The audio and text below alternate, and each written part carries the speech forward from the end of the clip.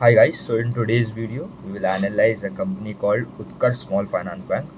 So basically सबसे पहले तो small finance bank और normal banks में one of the key difference is that small finance bank usually are present in tier 2, tier 3, tier 4, tier 5 cities में and beyond.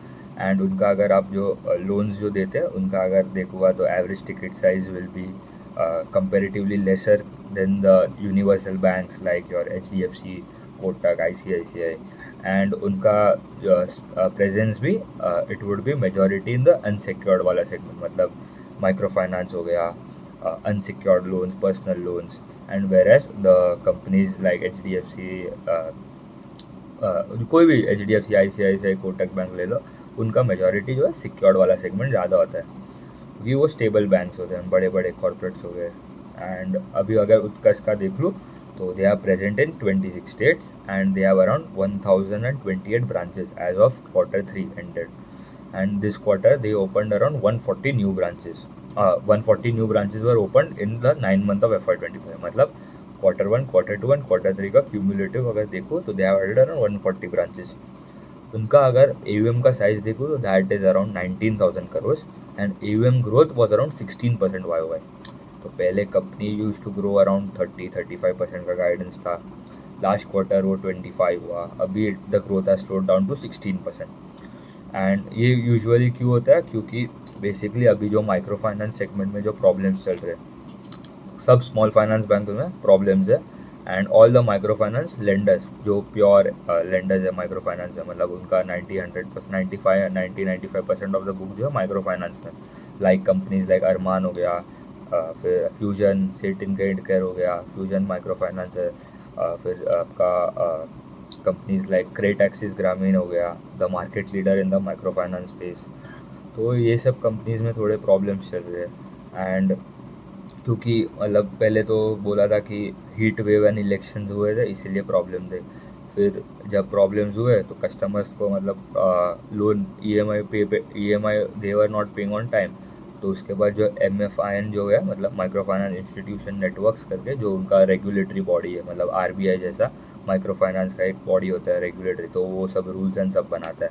तो उन्होंने क्या कर दिया, they they they made few rules like customer can not borrow more than 2 lakh rupees पूरा, मतलब अगर पूरे of from only, and it should borrow only less from less than 4 lenders है.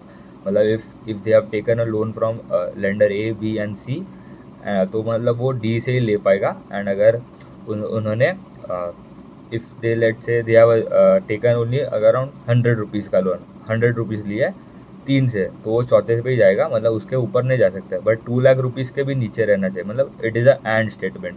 ऐसा नहीं है कि मतलब कोई भी चलेगा. तो ये 2 रूल्स बनाए थे उन्होंने. एंड दूसरा था कि एंड मतलब प्रॉब्लम्स हो रहे थे. एंड ऑल्सो अभी एमफिन ने फिर से गाइडेंस रिवाइज किया है, द रूल्स है. उन्होंने बोल दिया कि जो 4 लेंडर्स थे we are cutting down to 3, मतलब अभी 3 ही लेंडर से लोन मिलेगा एक कस्टमर को. तो मतलब ये तो आगे जाके थोड़ा और प्रॉब्लम लग रहे उनको. बट ऐसा नहीं है कि अभी, क्योंकि पहले तो सबका साथ एक कस्टमर जो है basically they can take from infinite number of lenders, उसका कोई रेस्ट्रिक्शन नहीं था. बट अभी रिसेंटली जो रेस्ट्रिक्शन लाया वो कट डाउन टू है 4. एंड अभी धीरे धीरे it will be cut down to 3 from 1 April, that will come into effect. फिर अगर इनका देखूँ तो नेट इंटरेस्ट इनकम का कोई ग्रोथ नहीं था. पैट मतलब लॉस बता दिया this time. All this companies आपको देख लो, क्रेट एक्सिस ग्रामीण जो मार्केट लीडर है उन्होंने भी लॉस बताया. बट उनका अगर आप कॉन कॉल सुनेगा that was very very positive, क्योंकि दे आर टेलिंग दैट उनको दे आर सीइंग गुड डिसबर्सल्स देख रहे हैं. मतलब कभी भी कोई भी प्रॉब्लम होता है तो कंपनी जो है, कोई भी company reduces it's disbursements and focuses more on the collection, मतलब एसेट क्वालिटी पे ज़्यादा ध्यान देता है. इसलिए इनका अगर देखूँ तो कॉस्ट टू इनकम रेशियो भी बहुत स्काई रॉकेटेड हुआ है.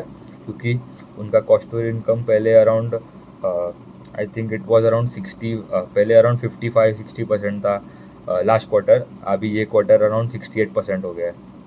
तो ये क्यों हुआ? क्योंकि they hired more employees which on the collection वाला टीम. मतलब पहले तो उनका ये था कि जो जो जो जो अगर उनका एम्प्लॉय है जो लोन दे रहा था वही कलेक्शन करेगा. बट अभी जो प्रॉब्लम्स हो रहे हैं, इतने सारे मतलब प्रोविजंस बढ़ रहे हैं, एसेट क्वालिटी ख़राब हो रहा है, क्रेडिट कॉस्ट बढ़ रहा है, GNPA रेशियोज तो मतलब अराउंड इनके 6-7% के आसपास पहुंच गए। तो मतलब they have understood. Last quarter भी उन्होंने यही बोला था कि they have to set up a new team for collections. तो वहाँ पे मतलब उनको सैलरी देना पड़ेगा नया, क्योंकि नए नए एम्प्लॉयज़ है।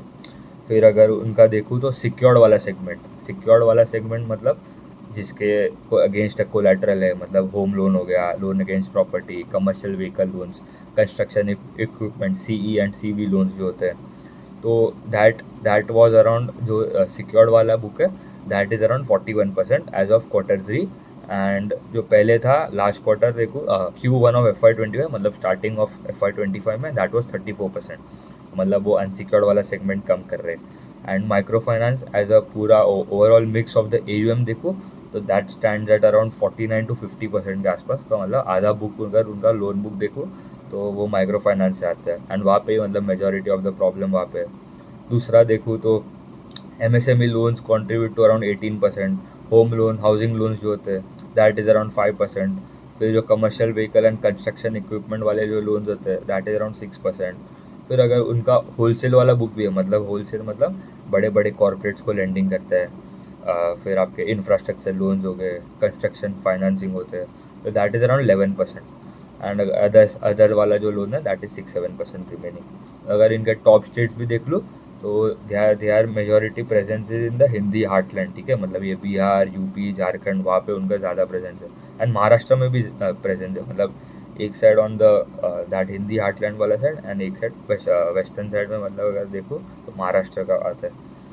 फिर अगर उनका यील्ड देखूँ तो yield is the rate at which they lend to the customers. तो that was around 17.2% versus 18.8 quarter on quarter. ये डिक्लाइन क्यों हुआ? क्योंकि उनका अभी फोकस ज़्यादा किधर जा रहा है, सिक्योर्ड वाले सेगमेंट में।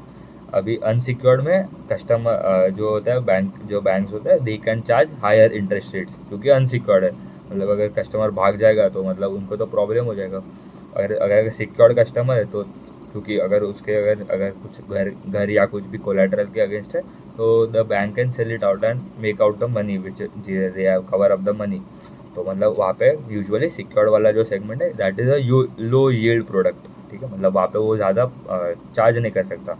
तो अभी सिक्योर्ड वाला सेगमेंट बढ़ रहा है तो उनका यील्ड ऑटोमेटिकली नीचे आ रहा है। यील्ड कम आ रहा है तो स्प्रेड भी कम हो रहा है। स्प्रेड क्या होता है? Your yield minus the cost of boring. Cost of boring अगर उधर ही रह रहा है, कॉस्ट ऑफ फंड्स जो थे that was around 8.3% versus 8.2 quarter and quarter. वो तो थोड़ा बढ़ गया। तो स्प्रेड कहाँ पे आ गया? अराउंड 8.9% आ गया स्प्रेड वर्सेज लास्ट क्वार्टर 10%। मतलब ये मेजर ड्रॉप आया है in the spread as well. फिर अगर उनका प्रोविजंस भी देखूँ तो प्रोविजंस 3x हो गया। प्रोविजंस क्या होता है? मतलब बेसिकली आपको मतलब एक स्पेसिफिक अमाउंट ऑफ मनी जो होता है वो आपको रिस्क के हिसाब से आपको पहले से साइड पे रखना पड़ता है। अगर कस्टमर भाग गया, कस्टमर ने EMI टाइम पे नहीं कर रहे, और अभी अगर जो प्रॉब्लम्स हो रहे हैं तो जैसे जैसे अगर उनके जो DPD बकेट्स हो गए, मतलब डेज पास ड्यू जो होते थे, metric that is use to measure जो एसेट क्वालिटी, वो अगर बढ़ रहे, GNPA NNPA जो बढ़ रहा है तो उसको ज़्यादा प्रोवाइड करना पड़ता है। तो उनका प्रोविजन 3x हो गया, इसलिए उनका पैट भी मतलब लॉस रिपोर्ट कर दिया। फिर अगर उनका GNPA was around 6.2% versus 3.9 quarter and quarter, ठीक है। मतलब ऑलमोस्ट डबल ही हो गया। And NNPA was around 2.5 versus 0.9 quarter and quarter. तो that is also more than doubled, ठीक है। मतलब ये बहुत ही ख़राब है for any companies in this segment.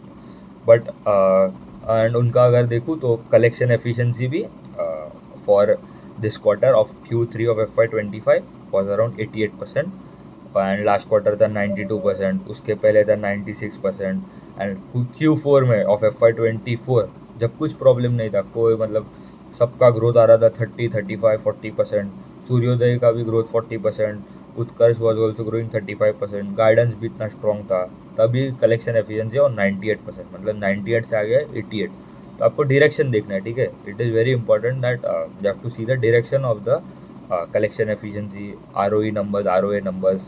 अभी ये लॉस रिपोर्ट किया तो ROE तो नेगेटिव ही होगा, मतलब देख के कोई फ़ायदा नहीं है। तो ROE was -22 was 6% quarter and quarter. मतलब लास्ट क्वार्टर में भी प्रॉब्लम तो थे बट उतने प्रॉब्लम नहीं थे।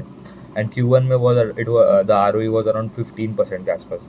ROA नंबर अभी है -2.5, लास्ट क्वार्टर वॉज 0.8, उसके पहले 2.3 के आसपास था ROA नंबर्स। बट अभी कंपनी ने जो कॉन कॉल में जो बोला है that they are expecting that this situation जो है मतलब that should stabilise bye Q4 या Q1 of FY26, Q4 of FY25 या Q1 ऑफ FY26. मतलब they have signaled that they are at the bottom of this cycle, almost at the bottom of this cycle. And उन्होंने बोल दिया कि credit cost जो है वो भी पीक आउट हो गया. क्रेडिट कॉस्ट क्या होता है? और प्रोविजंस आपने जितना किया डिवाइडेड बाय और टोटल जो एसेट्स है आपके.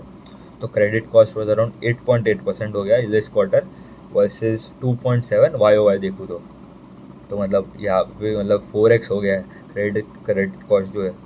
And they have signal that just peaked out. मतलब ये अच्छा है कि मतलब पीक आउट हो गया. मतलब अगर इससे ऊपर तो जाएगा नहीं बट अभी it can stabilize in next quarter and उसके बाद we can see an improvement from Q1 of FY26.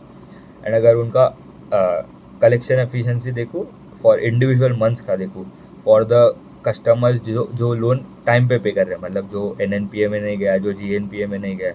GNPA मतलब समझ लो ऐसे कस्टमर्स है जिसने 90 डेज हो गए from the date of the EMI due date जो था उसके 90 डेज हो गए पास्ट वो डेट से, बट उन्होंने अभी तक पे नहीं किया. मतलब no interest is been paid of the loan amount that was due 90 days ago. तो दैट जो मतलब अच्छे कस्टमर्स जो है उसका बोल रहा हूँ, मतलब जो EMI टाइम पे कर रहे हैं. तो कलेक्शन एफिशिएंसी अगर देखूँ for that x bucket collection efficiency बोलते हैं उसको.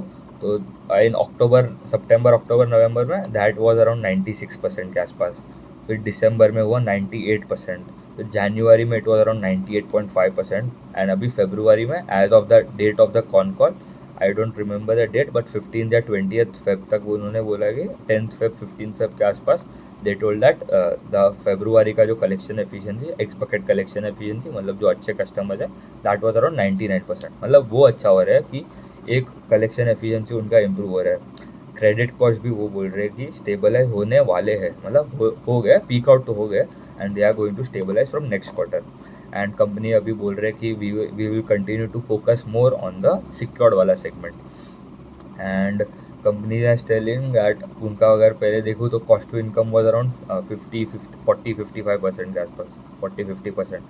बट अभी they are hiring more and more employees for the collection team. तो कॉस्ट टू इनकम भी थोड़ा हिट हुआ है वहाँ पे, मतलब वो भी बढ़ गया है. बट अभी they have said that Q4 में भी मतलब प्रॉफिटेबिलिटी जो है that would remain under stress. वहाँ पे प्रॉब्लम तो है बट अभी देखना है कि Q4 में कैसा परफॉर्मेंस आता है. All this companies in the small finance bank ले लो आप, उत्कर्ष तो मतलब 35% कितना अराउंड 16% है. सूर्योदय का ग्रोथ अराउंड 25% था. तो that is the highest AUM growth वाला कंपनी. डिसबर्समेंट का तो सबका डी ग्रोथ ही हो रहा है क्योंकि कोई अभी डिसबर्समेंट का नाम ही नहीं ले रहा है क्योंकि प्रॉब्लम्स हो रहे हैं. एंड आप देख लो दूसरे कंपनीज लाइक उज्जीवन का ग्रोथ 10% आया है. फिर AU स्मॉल फाइनेंस का 4% का AUM का ग्रोथ है. फिर इक्विटास का अराउंड 13-14% 15% के आसपास का उनका भी ग्रोथ है. मतलब पहले these companies used to grow around plus of 20%. जो भी मतलब माइक्रो फाइनेंस वाले जो मतलब स्मॉल फाइनेंस बैंक ले लो, ये उनका लोन बुक का ग्रोथ आ रहा था अराउंड 20% के ऊपर ही आ रहा था मिनिमम. बट अभी they are struggling to get around 15% का भी ग्रोथ. तो मतलब ये मतलब this problem we have to see कि क्या है actually. And also we have to listen to the con call as well. ठीक है, तो मतलब मैनेजमेंट का कॉमेंट्री है जो दैट इज़ वेरी इंपॉर्टेंट. अभी इफ़ यू वेट, अभी ये साइकिल अभी I think that is at the bottom of it's क्या बोलते हैं फेज में, बॉटम फेज में चल रहा है. एंड इसके ऊपर तो अभी मतलब और डिटीरियोरेशन तो I think it is not possible क्योंकि मतलब अगर क्रेडिट कॉस्ट ही 8-9% पहुँच गया है. ठीक है, all this companies micro finance वाले भी कोई भी देख लो, CA ग्रामीण जो मार्केट लीडर है उन्होंने भी लॉस बताया. बट उनका अगर कॉन कॉल सुनेगा तो दैट वाज वेरी पॉजिटिव.